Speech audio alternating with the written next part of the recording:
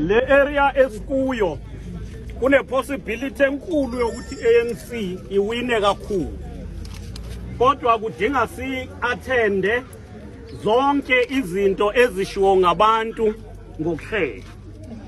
Ngiyazi ke coordinate ukuthi uMansala la nizohlanganisa ama states, kodwa okubalekile mina bengingacela ukuthi ungithumelele kona mase nikuhlanganisile ama issues umphakathi othe udinga siwalandelele.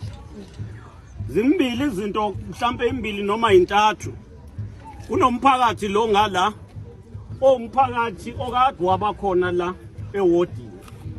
They feel neglected and ikhalo zabo azilale addresseki maybe kumasipala, and ngikhulumile no council ukuthi kuzodinga siziraise nami ngizoyithatha up ne region nama structures and ngicelile ukuthi siyithathe up no mayor no speaker no chief whip, because ikhalo serious uma abantu bezoze beyithole behlele endaweni engekahle ngenxa yesimo sokungayitholi iservice edinga umasipala useduze.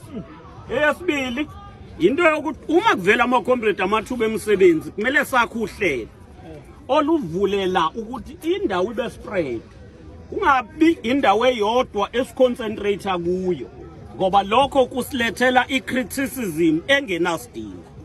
Ngiyakholwa ke comrades ukuthi mhlambe nizolithola ithuba nobuholi beregion ke senze ama area meetings la ngesilalela khona abantu kwi-area ukuthi cha siyezwe ngathi kunezikhalo nakhe sikula esikwenzayo uku-addressa lezi zikhalo.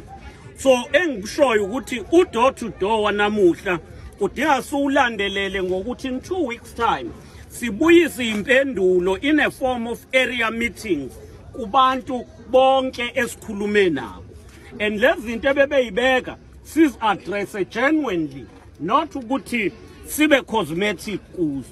Angigcine ngokusho i-opposition will be there. Kunalabe engikhulume kakhulu ngabe kuseni bayayiveza bazohambe bezama ukuba parallel la siyakhona sithi sethi campaign bafuna ukuzovela nabo.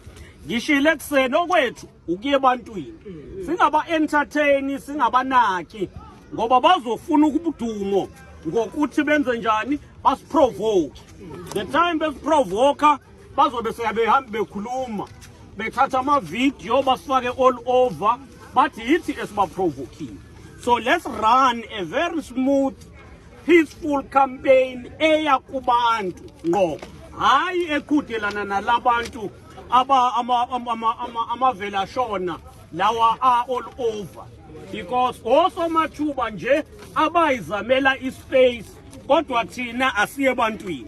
Uma sikhuluma nabantu genuinely abantu baya understand, bayachazeleka ukuthi yini lento eyivulayo ezenza iorganization out of the ANC. I-ANC iyodwa, umkhonto wesizwe uwodwa owe-ANC.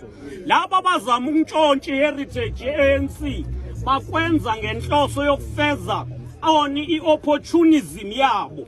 Bawosomathuba abafuna ukuthola izihlalo eParliamente, abafuna ukuthola izikhundla ngoba bengeke bephile without ukuba deployed or bebeseyikhundleni. So let's get into the houses, qhubeke sichazele abantu. Kodwa siyafuna ukubonga ukuthi sisebenze kahle. Let us continue for the next 38 days up until the black, green and gold flag is installed again. Amandla! Viva ANC, viva! Viva! Siyabonga. Asibonge Kokheli, sibonge kakhulu nje